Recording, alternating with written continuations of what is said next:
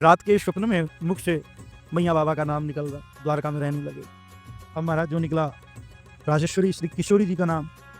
अब तो रहा ना गया, हलुआई बगल में बैठी रुक्मणी चरण दवारी, भगवान श्री कृष्ण किशोरी जी का नाम पुकार रहे स्वप्न में भी। सुबह हुआ, पूछने लगे, बोले एक बात बताओ, मैया ठीक है, बाबा ठीक है, ये राधा कौन है?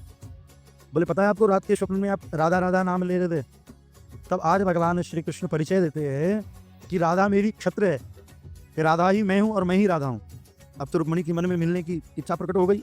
भगवान श्री कृष्ण ने रुक्मणी को समझाया कि रुक्मणी 100 वर्ष के वियोग का श्राप हमारे मित्र श्री दामा जी के जरिए प्राप्त हुआ है। कुरुक्षेत्र में जब सूर्य ग्रहण होगा तब मिलना होगा श्री किशोरी जी से। रुक्मणी जी प्रतीक्षा करने लगी कि कब सूर्य ग्रहण आवे महाराज। और जैसे सूर्य ग्रहण आया तो एक तरफ द्वारका की पालकी निकल गई और इधर ब्रजवासियों के द्वारा श्री किशोरी जी की। जब एक दूसरे का आमना सामना हुआ, भगवान श्री कृष्ण मन में विचार करते हैं कि मेरी पालकी आज रुक क्यों गई, क्या बात है।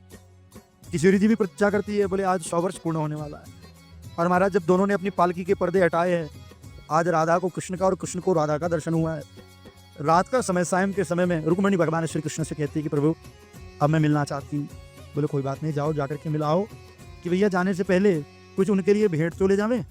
तो बोले क्या लेकर के जाया जाए? तो एक स्वर्ण के पात्र में महाराज दूध गर्म करके रखा हुआ है और गर्मा गर्म दूध किशोरी जी के लिए भेंट लेकर के जाओ।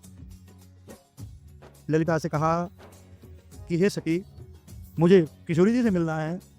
आज ललिता सखी रुक्मणी से कहती है कि महारानी 100 वर्षों के बाद आज श्री किशोरी जी के नैनों में नींद आई है महाराज।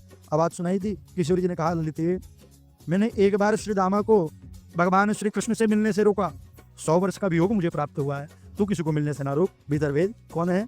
आज जब किशोरी जी को देखा, अनंत चंद्रमा चूर्ण महाराज कांतायमान होकर के श्री किशोरी जी के छवि में विराजमान, और देख करके पूरा घमंड चूर चूर हो गया।